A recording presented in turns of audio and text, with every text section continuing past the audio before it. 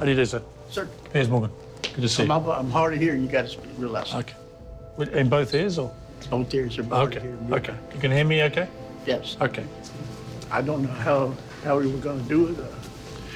I'm just going to go through everything that's happened to you. And I just want you to be as honest as you want to be, you know? That's what I'd like, to get the truth out. That's what I want. Yeah. I've been granted a rare interview with a serial killer. Mark Riebe confessed to murdering 13 women. He later retracted those confessions. Detectives believe he is a serial killer, even though he's only been convicted of a single murder.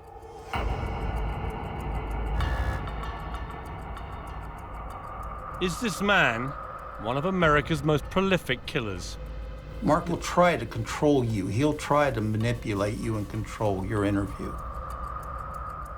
He's going to paint himself out to be the victim. He's going to make himself to be the most misunderstood person in the world. When you tell a lie, and it's so convincing, and you have the ability to believe the lie you told, it makes for a very dangerous person.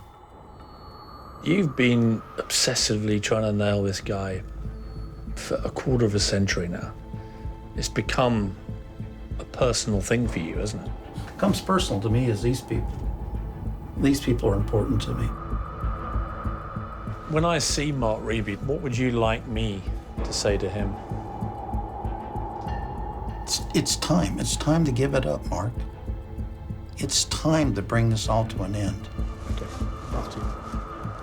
It's time to give their family some sort of answers.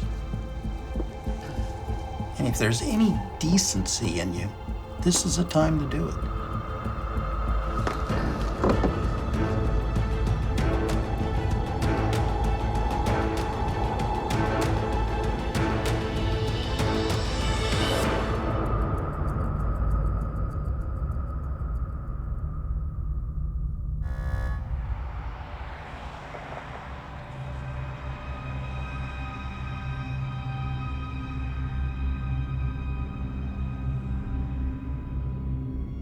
One night in August 1989, Mark Riebe and his brother Alex pulled into this convenience store.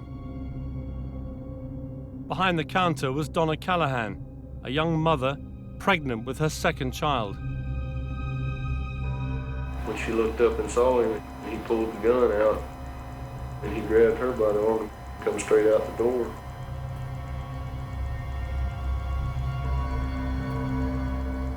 And she started crying.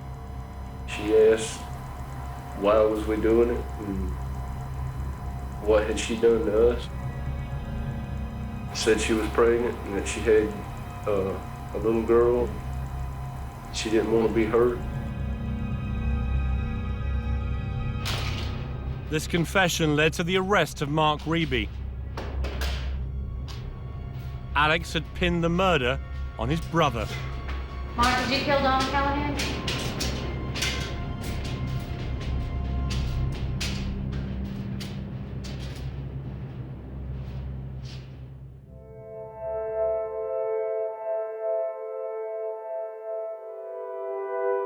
After Donna Callahan went missing, her father launched a tireless 3-year campaign to find her. He petitioned the US president, and eventually a team of special agents were assigned to the case. One of them, Dennis Haley, has now been engaged in a battle of wills with Mark Riebe for almost 25 years. So Dennis, we are about an hour from where Donna Callahan was taken. Yes, we are. And it took 7 years to find her body, and eventually you managed to locate what was then the remains of her body just up here, right? Just in this... Actually, it's right in this area right here, right. And about 20 feet, about right in there. And this used to be a clay road here. This wasn't a blacktop. And all the clay dirt ran off in here, which made the grave quite deep. Of all the places to put a body, can you offer some rationale for why they would choose somewhere like this? When I've talked to the profilers, they tend to believe that this is something every time he drives by he can think about. This was convenient. It was in sight of their home. Their home's just right up the road here. It's someplace they can drive by every day and know where that body's at. He can think about that night. He can think about the thrill of the kill.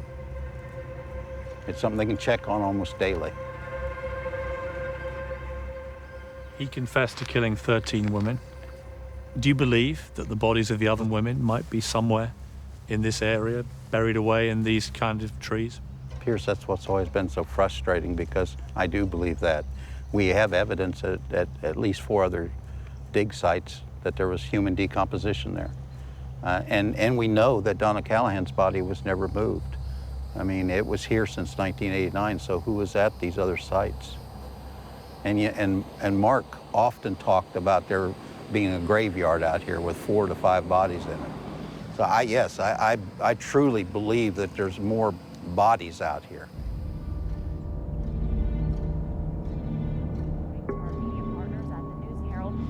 Sheriff's Office investigators say they're getting closer to charging someone in the murder of 18-year-old Jacqueline Brandt. Investigators say 46-year-old Mark Riebe is a person of interest in Brandt's murder. Riebe is currently serving a life sentence for the 1989 murder of Donna Callahan. Beach police, along with FDLE agents, have Mark Riebe's confession. Riebe confessed to killing Pamela Ray and burying her on this land.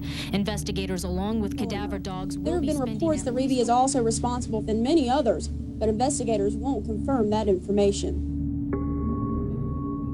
If Mark Riebe finally tells the truth about these murders, it would make him one of America's worst serial killers. How long have you been in prison? 21 years. 21 years. Because you took part in the brutal murder of a young woman called Donna Callahan. Donna Callahan, yes, sir. That's why you're here. Yes, sir. With Special Agent Haley, Right. you confessed to him over a period of time that you killed 13 women. This is what Detective Haley has put out. He believes that you killed 8. No. And I just want to go through why he thinks you killed them.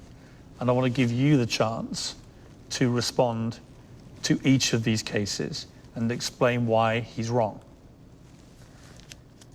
The first lady is this woman here. I don't even know who that lady is. This is Bonnie Riebe. She was found buried after missing for a week in 1978. The reason that... In what year? 1978. 1978, I was 17 years old. Right. Special Agent Haley believes this was your first victim. Absolutely not. Lindsay Sams, she was a 35-year-old woman. I don't even know who that is. You don't dispute at the time you confessed to Special Agent Haley. I did confess it. You did confess to her. This is Andrea Durham. She was... I don't know who that girl is. I did not confess to that one. You'd never met Andrea Durham? No, sir. Well, Andrea Durham was 14. I know, and I never confessed to that crime. I'm just going to finish. She went missing in 1990, abducted from her home. Now, both of your stepchildren knew Andrea. They were friends. They may have been friends, but I didn't know all my kids' friends. They didn't hang around she didn't hang around my house, I'll put it this way. They may have knew her, but she didn't come to my house. Never been to my house. You told Special Agent Haley, I like to drink... Keep going with Special Agent Haley. Well, I'm just going to go through what they claim. No, you're backing his story. No, no, Wait a second, wait a second. No, stop this right here. No, Mark, let me explain to you. No, wait. Mark, this was supposed to be... I understand. Nothing like this. I see where you've been and got all your information. No, Mark, Captain, we through here. No, Mark, let me explain. Mark, let me explain. Can I explain to you? Let me try again. I'm not judging you at all. No, yes, you are, because the way you keep saying, why would he have... No, all I'm doing, you don't deny that you admitted at one stage... You didn't let me finish, go on either. You keep wanting to go back to this. I understand. Let me give you the chance to respond to each of these cases. There's no responding. I didn't do those cases. But you're not listening. You keep saying, but yes, you did. Then I will show you more respect, and I will listen properly to what you're saying. Now, let's go through them because I want to get to the point where I'll tell Understand. you how I shut this down. Right. And this office is still good today. This is Donna Callahan. I know who Donna Callahan is. She's the woman that you're in prison for. She's the woman that you are accused with your brother of killing, brutally killing. She was pregnant, she was a young mother. But when you look at that picture, what do you feel? Sir? When you look at her picture, what do you feel? I don't know what to tell you. Yeah. My heart goes out to her daughter, her mom and dad, her family, and to her. Yeah. I just blurted it out. You know what? I was there that night. But nobody, Mark, no innocent person is going to admit to being party to the murder of a pregnant mother. There's been a lot of people who have made mistakes and said they committed crimes they didn't and got out of prison. Who actually killed Donna Callahan? My brother killed Donna Callahan.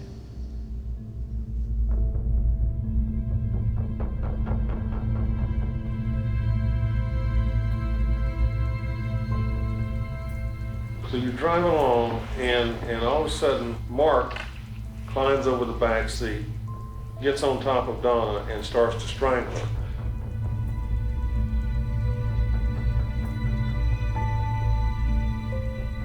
What'd you hear? I heard her saying no and don't do this to me at first, and then I don't know how to describe the sound. It was like to me, it sounded like he'd cut her throat or something. I didn't know. It just sounded like a real fleshy sound. Because when I heard that, I turned around and she had foam in her mouth. How long did that go on? It took him a while before she quit.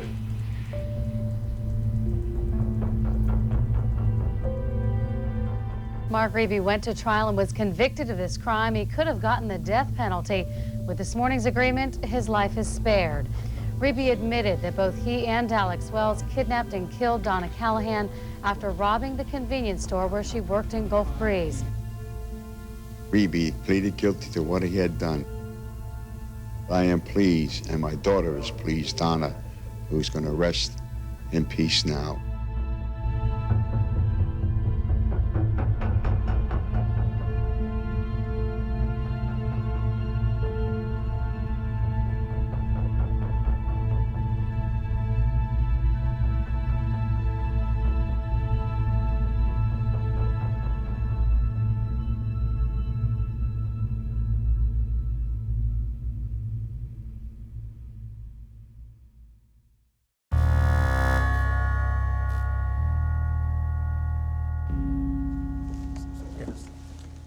Mark, if you could just do me one favor. Yes. You keep tapping your foot. Okay, I'm sorry. It's making a bit of a noise. So if you could try and keep your feet, just be helpful for the recording. Okay. Mark Riebe is serving life here in Florida's Blackwater River Correctional Facility.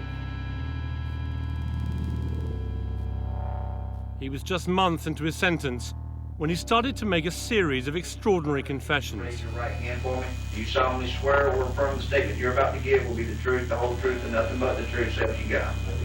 Okay. Over a period of 4 years, he told detectives gruesome details of how he killed 13 women. Let me ask you this point blank, Mark. Did you abduct and kill Pamela Ray? There's no doubt in your mind whatsoever.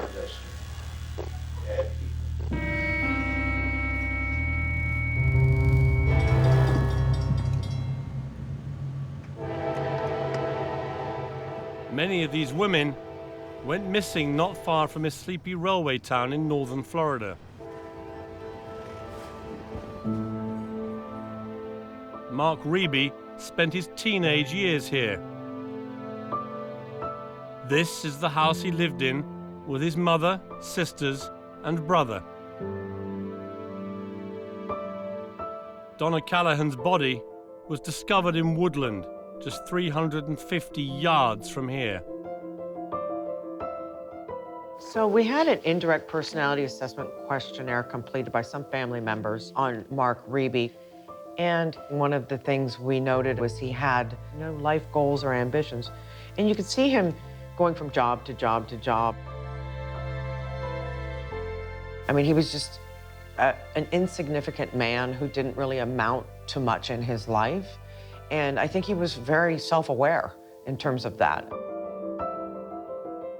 If you're a serial killer, you like power and control, manipulation.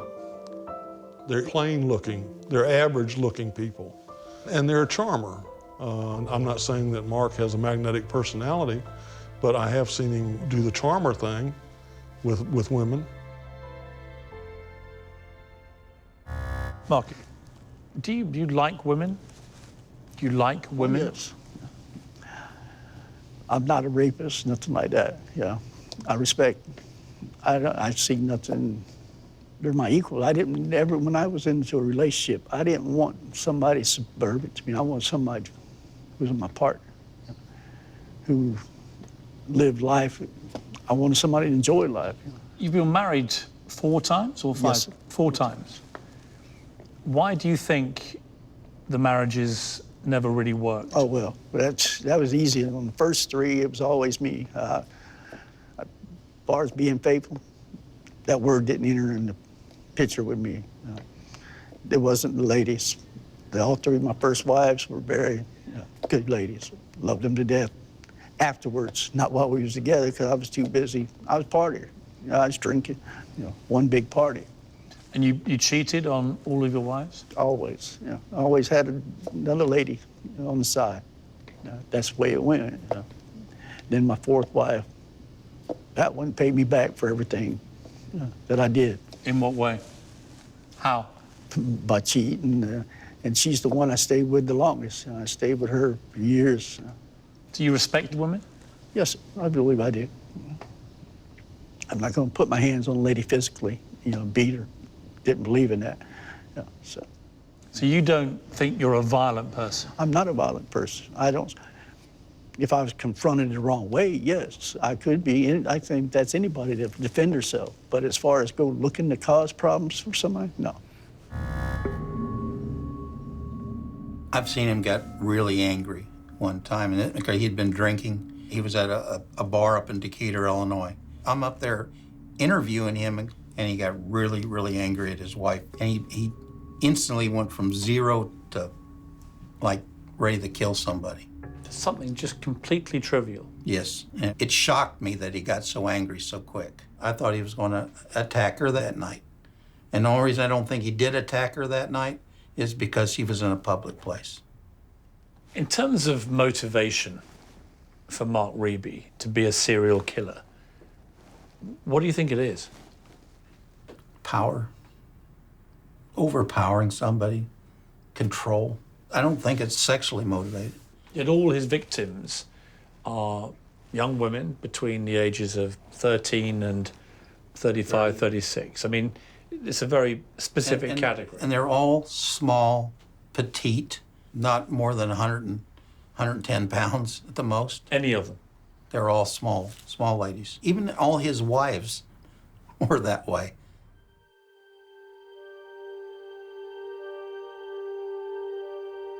Pamela Ray fitted Mark Riebe's victim profile perfectly. In the spring of 1999, 1 year into his life sentence, Riebe made an astonishing phone call. He spoke to Pamela Ray's father, who was still searching for his daughter almost 7 years after she'd gone missing. Riebe told him that he had killed her.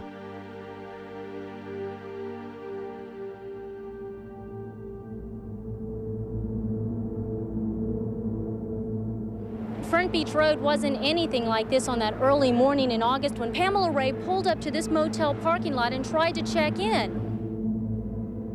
I went out there to begin with thinking, oh, we're gonna cover a news story about a lady who took a walk on the beach. She's going to return.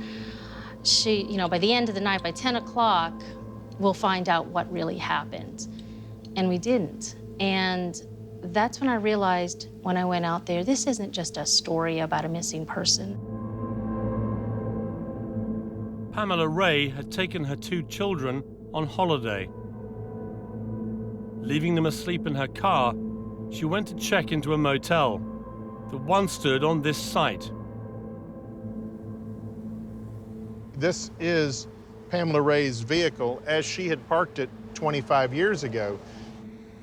We know that a police officer with the Panama City Beach Police Department saw Pamela Ray, and she was talking to an unknown individual that was standing between the motel office and this pool fence. After that time, we have no visual of her ever again.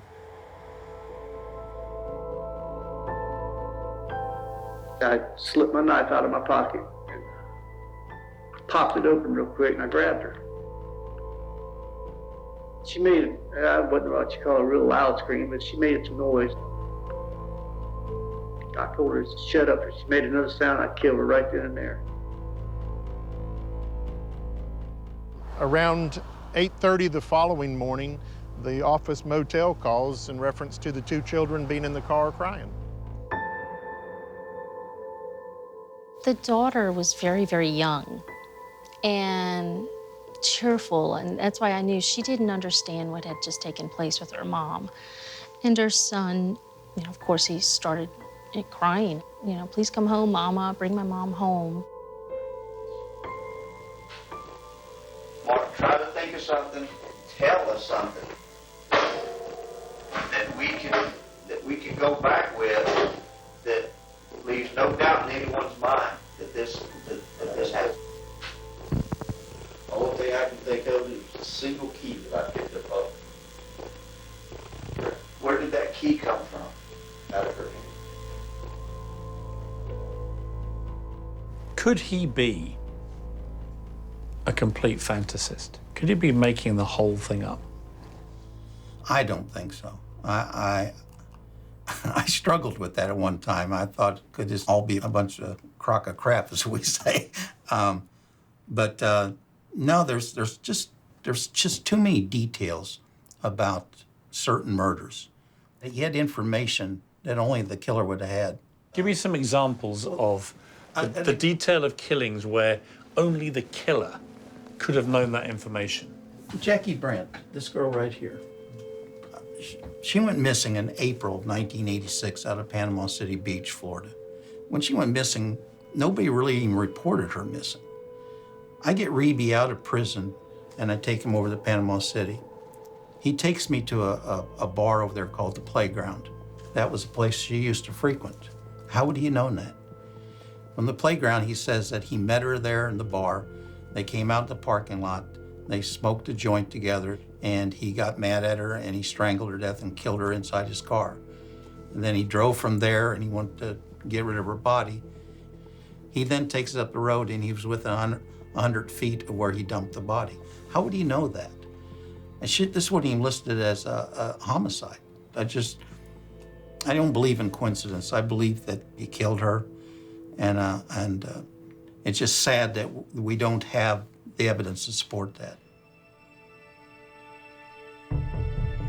Riebe confessed to killing Pamela Ray and burying her on this land. Investigators, along with cadaver dogs, will be spending at least a week combing through the thick brush and woods for Pam's remains or any evidence that could link Riebe to her. Pamela Ray's disappearance has been continually investigated since 1992. Her children, who were 5 and 12 years old at the time, may never have the comfort of knowing what happened to their mother. Her sister Rhonda has helped look after them for much of their lives. Pamela was your older sister? She was my oldest sister. 5 years older than you? 5 years older. She loved me. We used to do everything together. Everything. With our children. Wherever she went, I was there. Your father died believing that Mark Riebe had killed your sister. He told me that Mark had confessed to him. And And at that time, you know, I thought very well, sure, he could have done it. But if it's the case that he lied to your father about killing your sister, what kind of person would do that? The worst of the worst. I don't even understand how you could do something like that to another person. Your father sadly died a few months later, as it turned out. He fell out of his bed, had a heart attack, and he was dead, just like that. Do you think that the strain of what happened to Pamela contributed to his death? Absolutely. I absolutely do. You think he may have died of a broken heart? Yeah, I know he did.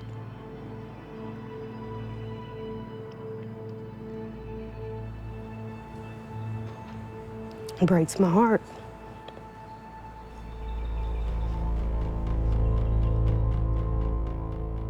Now, Pamela Ray was 36 years old, and I know the story. She was brutal. Do you know what happened to her? No, I do not know what happened to her. You know she was abducted, murdered? She was abducted. You confessed to killing her? I did. I said I did, yes, sir. But when you made the confession, a confession you've now retracted, you gave them no information along with the confession? Well, yeah, I told them, I think I stabbed her. That's what I told them. I think I stabbed her. I think I said that. I'm not sure if that's what I told them. How? I'm not sure. But you also, and this is unique in this case, you also spoke on the telephone to Pamela Ray's father. Do you remember that conversation? I remember talking to that man. What do you remember telling him? I don't remember exactly what I told him. I told him I was responsible. And that was it. You told him you killed his daughter. I think I did. And what really bothered me was I never got the chance to tell that man that I wasn't the one responsible. He died soon yes, afterwards. Yes, he did. I have to live with this stuff. Right. And it's not easy. You know, I don't want to be unfair on you, Mark, but at the same time, I do want to try and understand the mentality of a man who would tell a grieving father who's lost his daughter. If I could tell these people, make them understand that it wasn't done out of malice towards him. Mark, how much more malicious could you have been than to tell a grieving father I wasn't that you thinking killed like his that daughter? at the time. But that wasn't, I put their feelings aside. When you heard that he died, did you feel, what did you feel? Did you feel anything? He died because of me. I don't feel like he died before. I don't know how the man died, but no. But he died believing that you had told him. And I just told you. That's what a thing that really eats at me. I never got the chance to tell this man the truth. Here's what I don't understand, Mark. I want you to explain to me. In 1998, you confessed to Special Agent Haley that you killed 13 women. Why? He led me in to give me the information for these confessions because he wanted to make his career off of me. So an investigating agent gives you all this information, and now he says you gave it to him. I've just been saying it for a while. But why would you? I was trying to get some help from my son at the time. I call it the deal with the devil.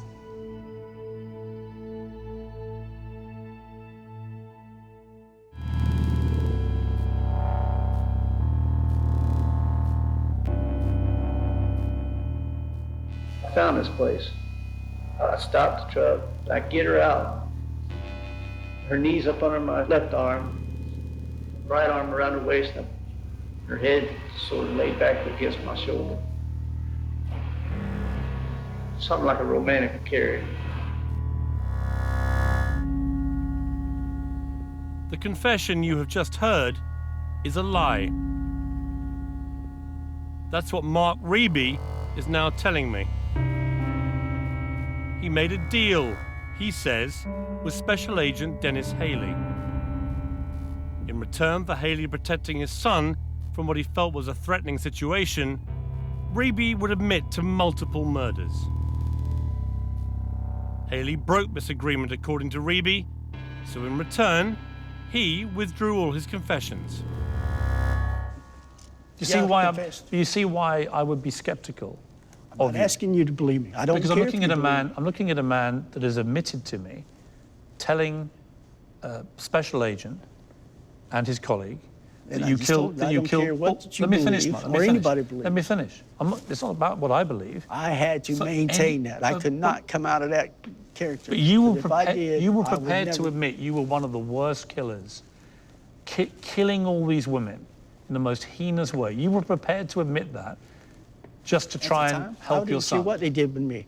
They could have put me on death row at the time. I told him if that's what they want to do, I would go that route. I would maintain that thing until the end. What doesn't stack up to me in your position is if you admit you confess to all these murders to Special Agent Haley, why he would then feel the need to invent all this detail that he says you gave him. He wanted to make his career. He wanted his limelight. He doesn't need to make a career out of you. He's just a special agent investigating crime all day, every day. He told me what I had to do.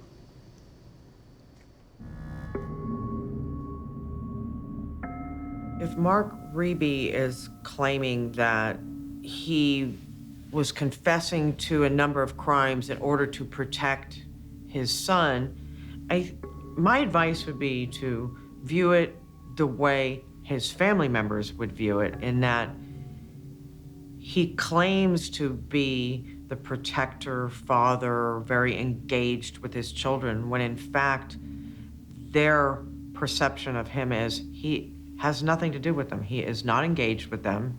He's an absentee father, and didn't really care about them. And that's their words, not ours. I'm struggling to get much in the way of truth from Mark Riebe. But at least the victims' families can now judge for themselves.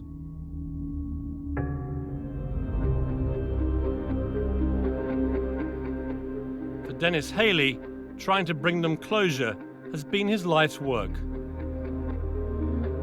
We have a subject confessing to several abductions and murders.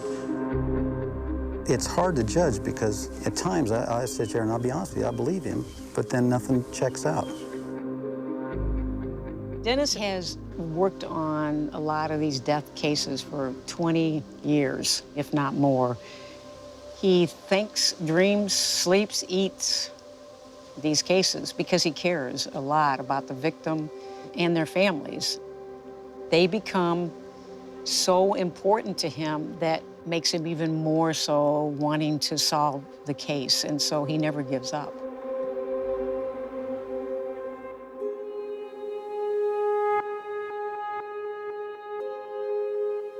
Riebe insists he was given all the details in his confessions by Dennis Haley.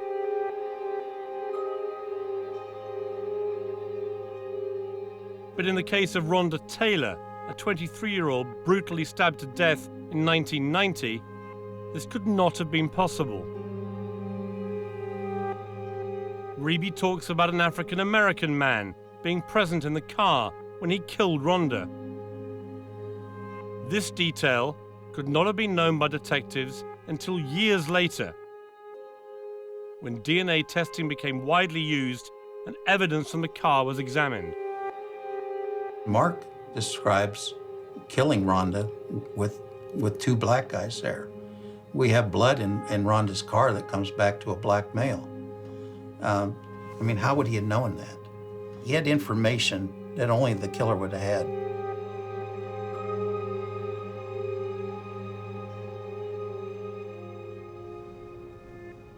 This is Rhonda Taylor. She was found naked and stabbed to death at the back of a car. That's one of the ones, Dennis.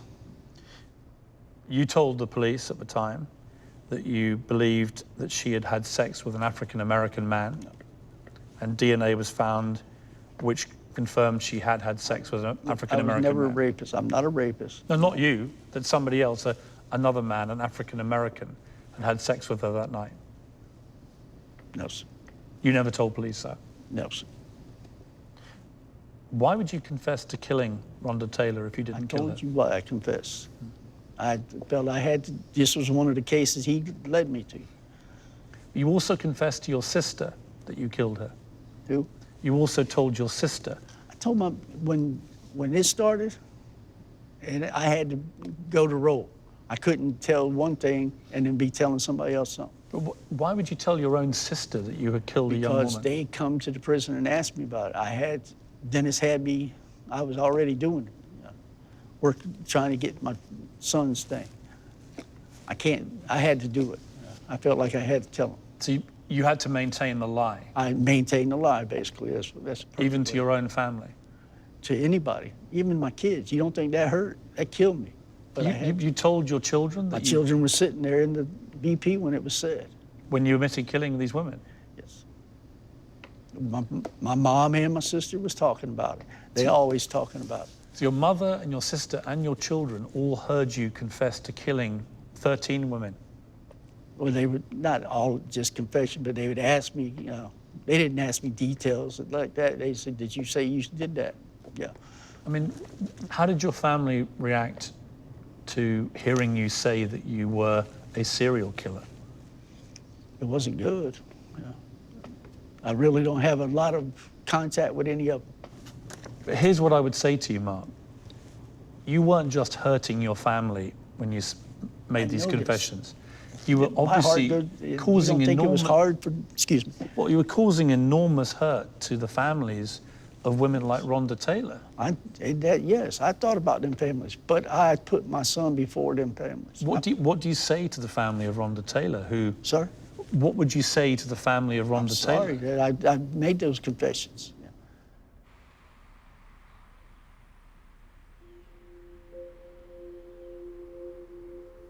My last wife, ex-wife, she made a comment about what I had done prior to these other people. She brought up precisely Rhonda Taylor, for one. And she asked me how could I do something like that, you know. I told her it's nothing I was proud of. I couldn't, it's hard to live with. It tears you out a little bit every day. But like I said, I'm not asking for no pity from nobody. What I did, I'm not proud of what I did. I did it.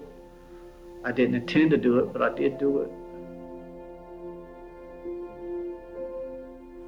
This potential serial killer, Mark Riebe, by not telling the truth, has really caused so much more hurt to so many people like yourself by just not telling the truth. That, you know, the police believe he's guilty.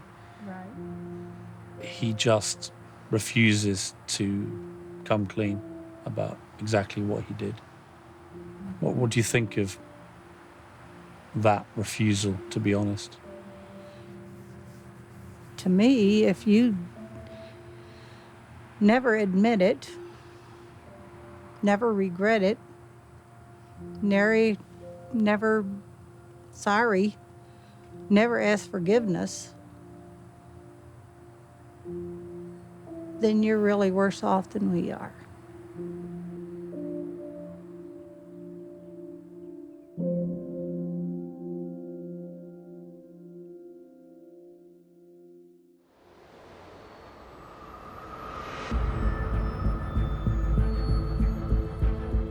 This is the scene of the only murder Mark Riebe has been convicted of.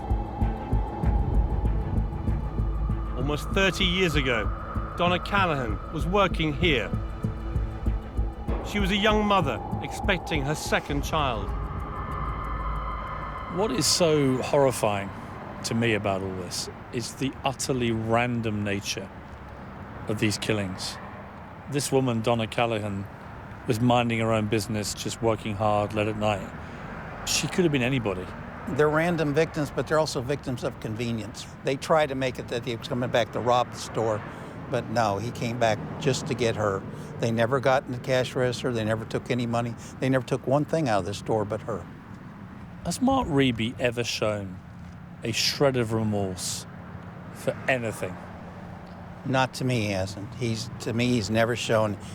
He claims he feels bad about it, but you don't see it in him. You don't really see him. You don't see the emotions. You know, he'll say that, but there's no emotions there. You've been working on this serial killer for 25 years. Are you any nearer to really understanding him than you were at the start? I don't. In one way, I don't want to understand him. I don't want to be that. No, I don't believe I ever will understand why somebody wants to kill someone. Special Agent Haley's position about this is that in the 8 cases that I went through in detail... Keep going with Special Agent Haley. Now, well, I've done explained to you... You mentioned him too, so...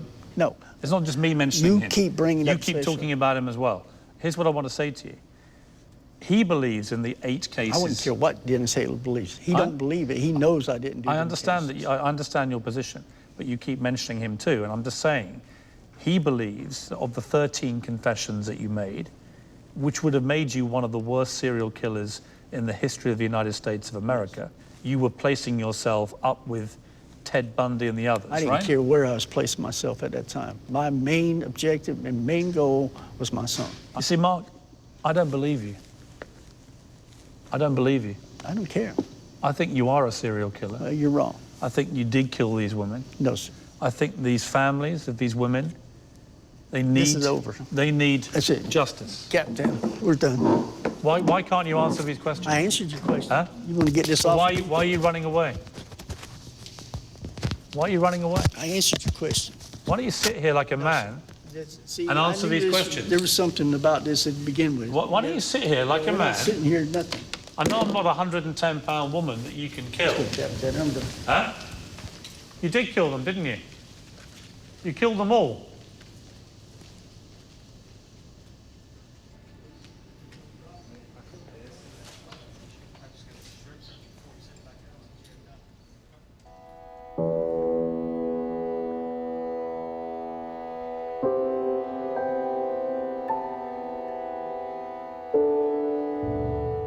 We may never know whether Mark Riebe did kill the women Special Agent Haley and others suspect him of.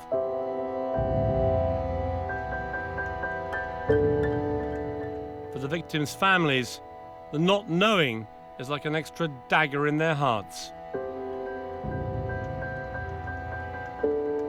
And in the end, their loved ones may have died for no other reason than simply the thrill of the kill.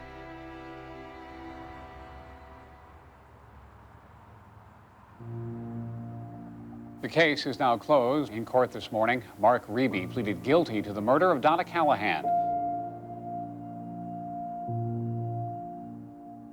Donna Callahan's daughter, Angie, regularly visits her mother.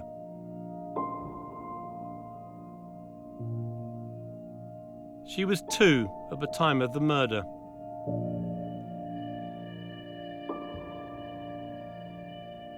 She has no memories of her. Why me? Why my mother? Why that night? Why did it have to happen? What did my mother do so wrong to deserve something so cruel? They took everything from us. When we go to visit Donna, we go to a gravesite. They sit in prison, get letters, phone calls. They get visits if say be. Not us. Not us. We don't get phone calls. We don't get letters. We go to a gravesite and talk to a headstone.